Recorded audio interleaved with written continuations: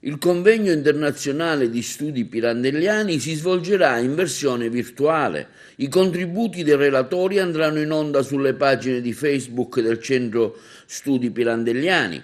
In un comunicato stampa la direzione afferma come, non avendo potuto svolgere regolarmente il 57° convegno internazionale di studi pirandelliani né ai primi di dicembre né a marzo del 2021, mese in cui era stato posticipato nella speranza di una ripresa della normalità, si è deciso, vista la situazione, di realizzarne uno in versione virtuale.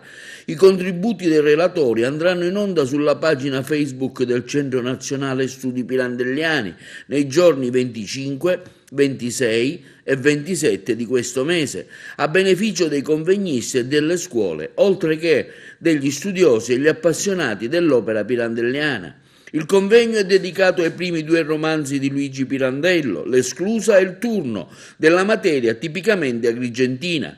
Presentano infatti personaggi, avvenimenti e tradizioni legati alla città, oltre che magnifiche descrizioni di luoghi e feste, come ad esempio la festa di San Calogero nel primo e la Valle dei Templi nel secondo. L'attività del Centro Studi Pirandelliani nel frattempo prosegue con la preparazione del 58° convegno sui 6 personaggi in cerca d'autore, in occasione del 100° anniversario della prima rappresentazione, che siamo fiduciosi di poter svolgere a dicembre del 2021 al Palacongressi con i convegnisti provenienti da tutta Italia.